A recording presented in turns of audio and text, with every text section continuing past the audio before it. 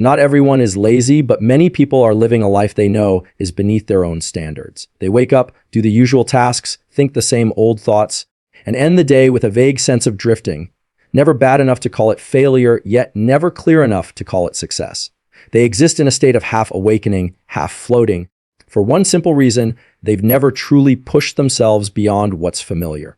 They live under the permission of fear of being wrong, fear of embarrassment, fear of rejection, fear of starting over, fear of uncertainty. Because of fear, they settle for okay. Okay in their career, okay in relationships, okay in health, okay in everything, except their self-respect, which silently erodes with every delayed decision, every safe choice, every time they avoid doing what they know they must. One thing I've realized after years of studying human psychology and behavior change is this: most people don't lack goals. They don't lack inspiration either. What they lack is inner drive, and that drive doesn't come from someone else, not from encouragement, not from a motivational video, not even from a great book.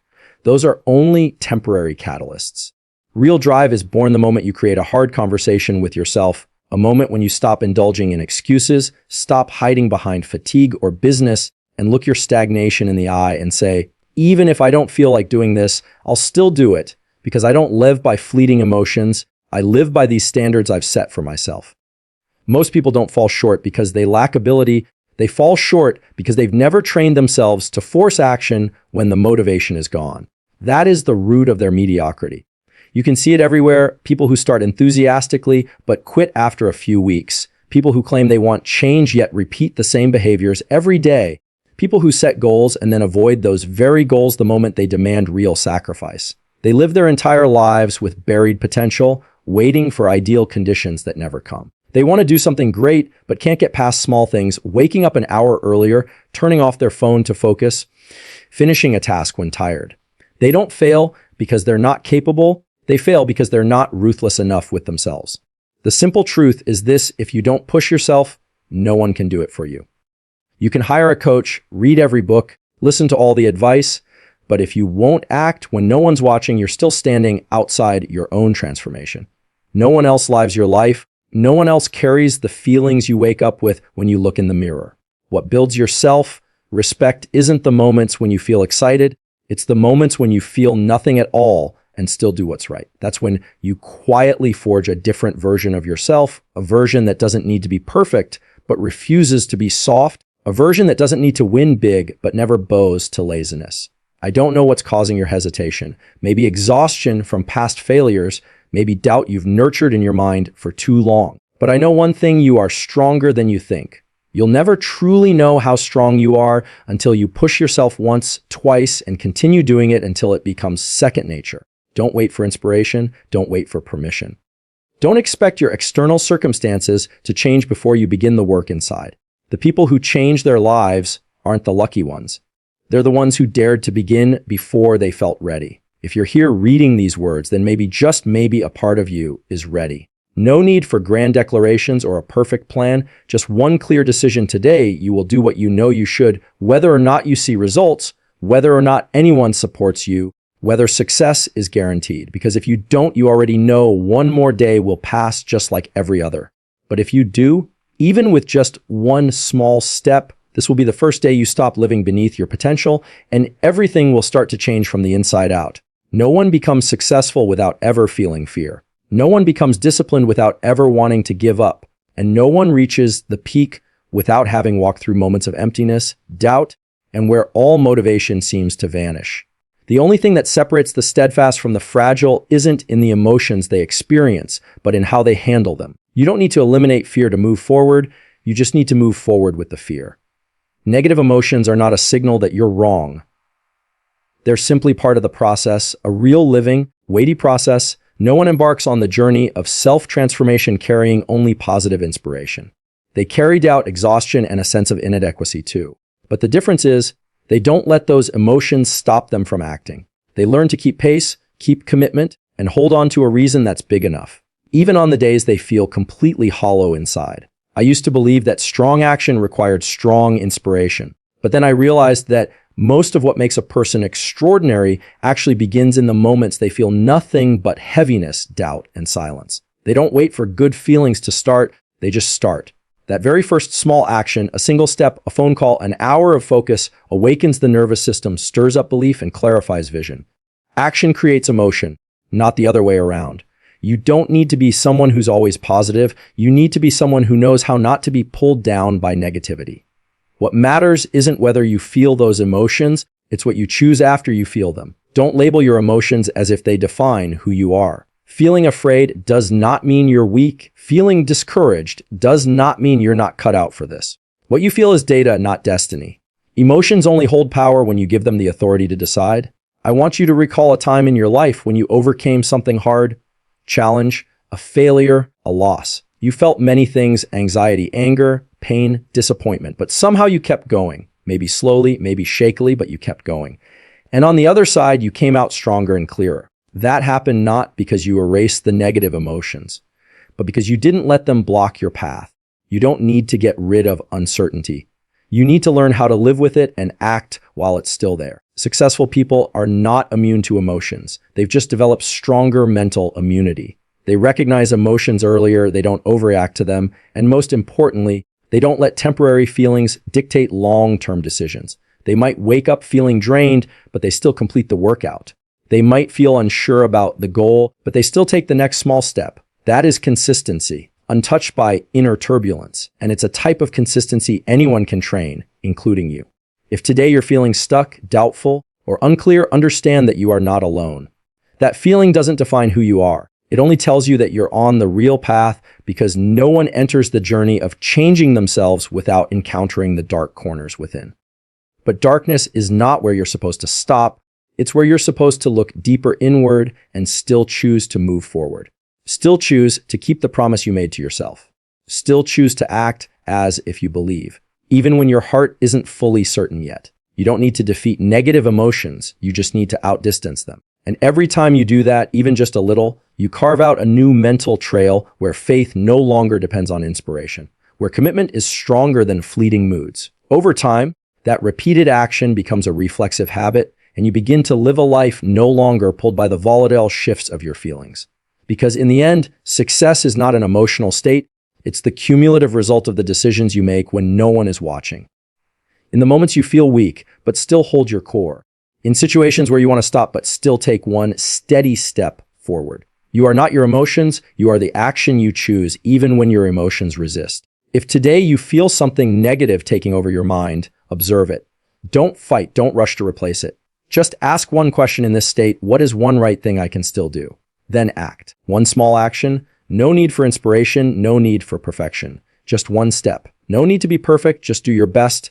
No need for grand results, just keep your word, and most importantly, make no excuses. If you wait until you feel ready, you'll wait forever. Readiness comes after action, not before. You don't need to feel powerful to begin. You begin, and then you become strong. What you need is not more knowledge, but more resolve to follow through on what you already know.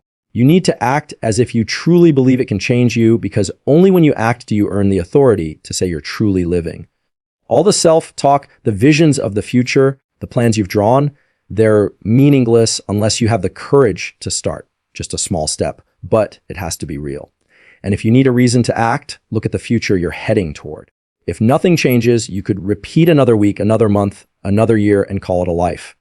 Or you could pause, start doing what you know is right, and slowly take back control. Take back choice, take back direction. What you choose doesn't matter as much as the fact that you choose to engage. You already know enough. Now is the time to do. Motivation is not the cause, it is the result. Most people wait for inspiration before they act, and that's exactly what keeps them stuck. They believe they need the right feeling, the right excitement, the right inner push to start something. But then the feeling never comes, or it comes and quickly fades.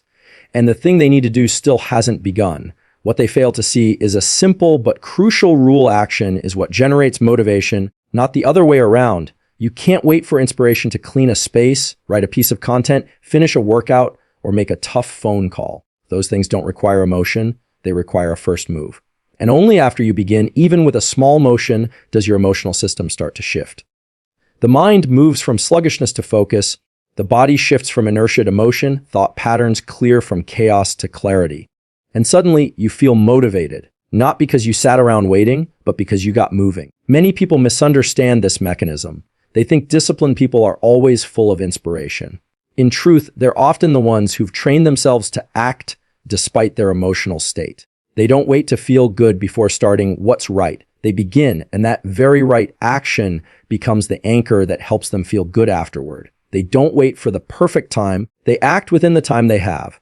They don't wait for the start of the week, the start of the month, or after everything settles. They know the more you wait, the harder it becomes. The more you think, the easier it is to find a reason not to start. Real motivation isn't a fleeting high. It's the feeling you get while you're in the middle of doing what's right. Not while talking about it, not while planning, but right in that moment when you are doing it. Running, learning, writing, building, solving something difficult, and feeling a current of energy rising through every concrete action. Not flashy, not spectacular, but real and unmistakable. That feeling only arrives once you stop thinking about what needs to be done and start doing it. I used to think there was some secret formula to staying inspired every day. But the truth is, inspiration comes from consistency. Every time you act, you create a new piece of evidence for yourself that says, I don't depend on fleeting emotions to do what's right. You are not a victim of mood. You're the one who leads your mood. And the only person who can do that is you. If today you don't feel excited, that's okay. Don't force yourself to feel positive. Don't waste time waiting for the right emotional climate. Just ask one question in this state, what's the right thing to do? Then do it. Don't worry about doing it well. Don't worry about doing a lot. Just do. And immediately your mental state will begin to shift. One right action triggers a chain of positive energy, focus, and confidence, while one act of avoidance starts a different chain. Guilt, disappointment, discouragement. The chain you follow is your choice. The habit of waiting for motivation is a disguised form of procrastination. You think you're just waiting for inspiration to do your best work. But really, you're feeding a reflex, only do things when I feel like it. And that reflex is the enemy of progress, because there will be many days when you feel nothing, no belief, no strength, no certainty. And if you let feelings determine action, you'll live a reactive, dependent life that collapses under real challenge. On the other hand, if you build the habit of acting first, you'll begin to possess a kind of confidence no one can take away, because you no longer need ideal circumstances to do what's right. You're no longer controlled by the outside. You're the one setting behaviors, leading them, and shaping your life. The stability you seek doesn't come from the perfect plan. It comes from a string of imperfect actions done consistently, even when you don't feel like it. If you've been repeating uninspired days, it's likely you've been acting less than you should. The way out isn't to consume more advice. It's to step into reality, do what you know needs to be done, repeat it tomorrow, then again. That's how motivation is made, not by thought, but by collision with real action. Emotion is the outcome, not the prerequisite.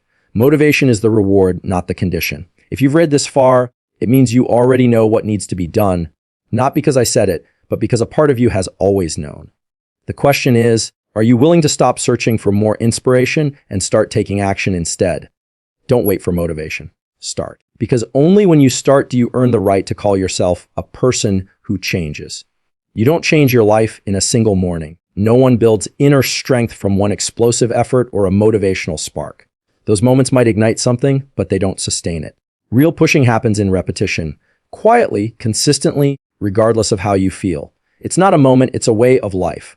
Most people still believe change will come through a special event, a new year, a life crisis, a trip. But what truly shapes them unfolds in the quiet mornings no one sees, in the small decisions no one notices, when they could have given up but didn't. They still got up when tired. They still did what was right when bored. They still honored commitments when no one reminded them. That constant, unglamorous choice is what leads to real transformation. Persistence isn't about pushing hard on good days. It's about doing what's right on days when no reason feels strong enough to begin. When you don't feel excited, when the weather is bad, when everything feels out of control, when no one is cheering you on and you ask yourself, is this even worth it? And you still do it. Not for motivation, not for recognition, but because you've chosen to live by your standards, not by fleeting feelings. I used to think that one massive breakthrough would change everything. But I've come to realize that breakthrough doesn't exist without a long chain of small actions, repeated, consistent, and sometimes painfully dull. Pushing yourself isn't a single blaze. It's like keeping a small flame alive, brilliant enough to warm, to light, to guide. Every day you tend to that fire is a day you refuse to let your life drift back into old inertia. The problem is most people lack the patience to live that way. They want fast results, visible change to feel like the time has come. But that doesn't happen. They stop.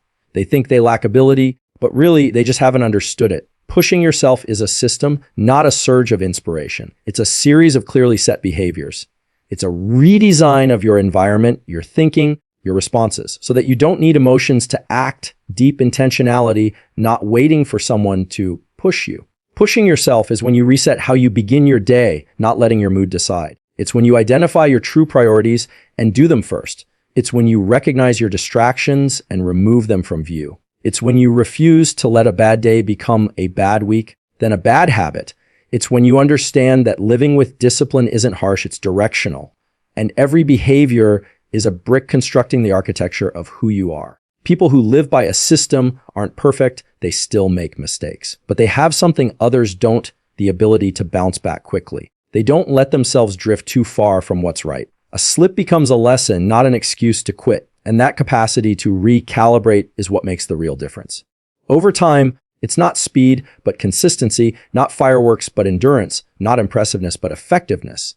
I know there are days you don't want to do anything. Mornings when you wake up and feel empty, hours when you look at your schedule and want to delete it all. But it's precisely in those moments that if you still manage to hold on to one right action, you're retraining your internal operating system. You're reestablishing who's in charge, fleeting emotions or lasting values. You're redefining your strength, not with words, but with consistent behavior. Don't treat right action as something reserved for good days. Treat it as an essential part of your psychological immune system, a foundation you fall back on when everything around you shifts. Everyone can start, but not everyone persists. Persistence is what defines you. It's not a one-time result, but how you live every day. Pushing yourself isn't sprinting at full speed for a short distance.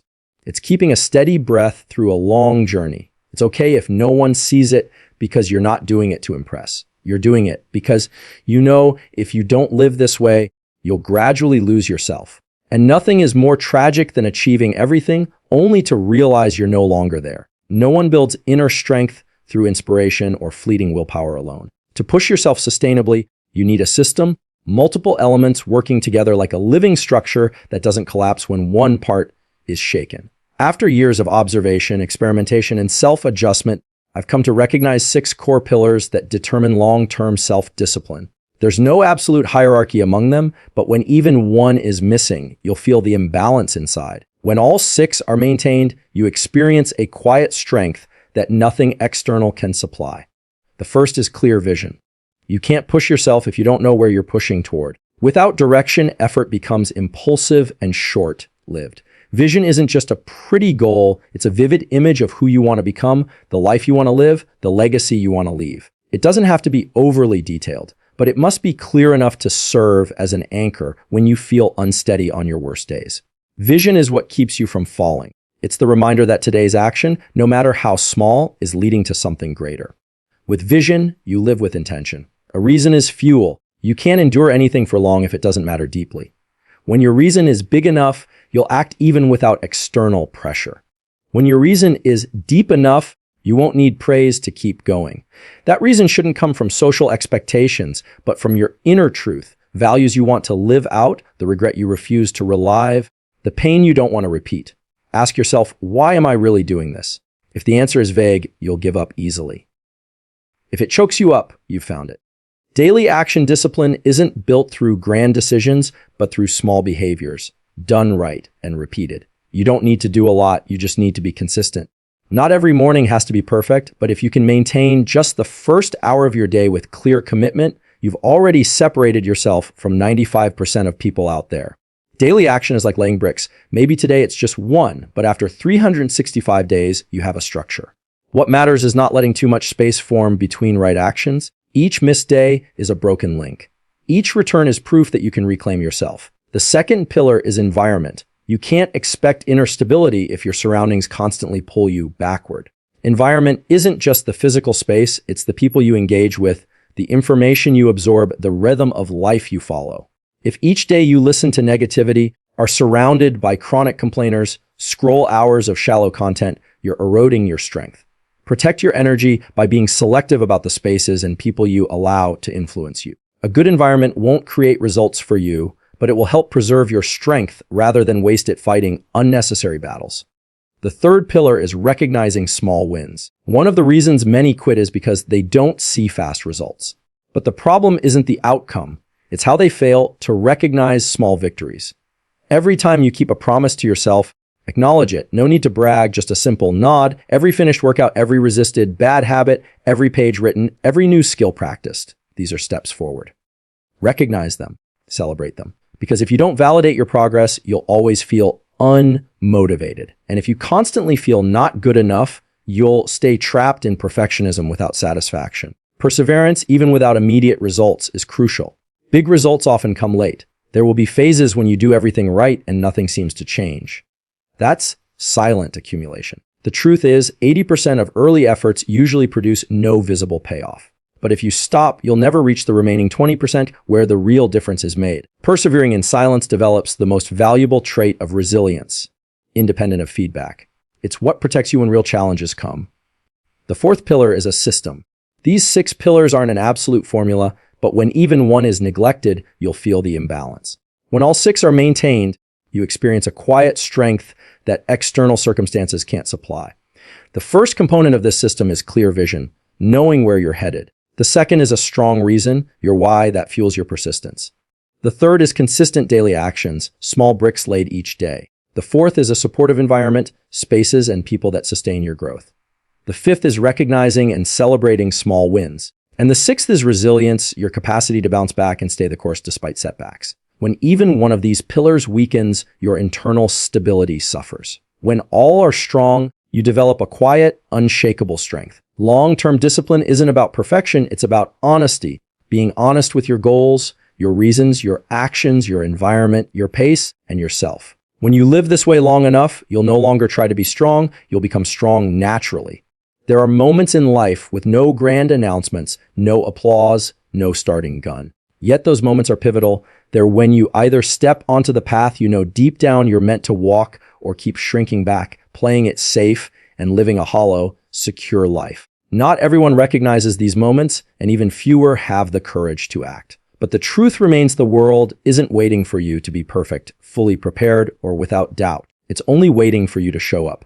You don't do it for anyone else. First, you do it for yourself. Because deep inside, there's something greater within you than what you've been expressing. A dream postponed too long, a calling pushed down too many times. A part of you, more creative, braver, profound, has been suffocated by routine, fears, and reasons that are just prolonged hesitation. The more you delay, the more you disconnect from yourself, not loudly, but quietly, like a small flame slowly dying out, unnoticed, unmourned, except by you. This world doesn't need more people living below their potential. It needs you to show up clearly, truthfully, fully, not as a version crafted to please others, but as the version brave enough to live by your values, to stand for what you believe, to act on the direction your heart whispers. When you step forward, something extraordinary happens. You don't just change yourself, you start to inspire others, not with words, but with how you live. You don't need to be perfect to begin. You only need to be willing to never again live another day as if you have nothing to offer. Commitment doesn't come from being ready. It comes from being tired of living misaligned, tired of staying in your comfort zone while your soul hungers for something real. And instead of asking, what if I fail? You begin to ask, what if I do nothing? What will I lose? Not money, not opportunity, but the truest version of yourself, forgotten by you. You may think the world is too vast and you are too small, but every great shift begins with one person deciding to live from the part of them that's been left unlived. You may not change the world, but you can change someone, a child watching you, a friend lost in their way, a colleague waiting for a real example, or your future self who will thank you for not quitting. Stepping forward ceases to be just a personal act. It becomes a spiritual commitment, a rightful response to the gift called life. And if you've been waiting for permission, this is it, not from an expert, not from society, but from yourself. Because you don't need approval to walk the path you know is right. You don't need to prove you deserve to pursue something greater. The fact that you still feel it, that you long for it, think about it, is a sign. A sign that you haven't given up, a sign that there's more within you than you've shown. Your task isn't to convince anyone else, it's to live in a way that requires no justification. Start with something small. It doesn't have to be bold, but it must be real. One right action, one difficult step, one choice you previously backed away from, one no to what's wrong, one silence that honors truth, one moment of standing up for yourself. Each of those is a brick, building a life no longer lived as if tomorrow is infinite. And each brick, though unseen by others, will be seen by you, because you are slowly reclaiming something precious you once lost: your self-respect. The world doesn't lack ideas, it lacks people who act. It doesn't lack desire, it lacks people willing to pay the price. And if you are one of the few willing to do what's hard, not for applause, but because you simply cannot tolerate another day of half living, then you've already begun to stand apart. The greatest difference won't be what you achieve, it will be the person you become along the way. Stepping forward is the gift you give yourself, a declaration that I am not here to merely survive. I am here to live fully. And when you live that way long enough, you won't need anyone's validation. You will have become the living proof that such a life is possible.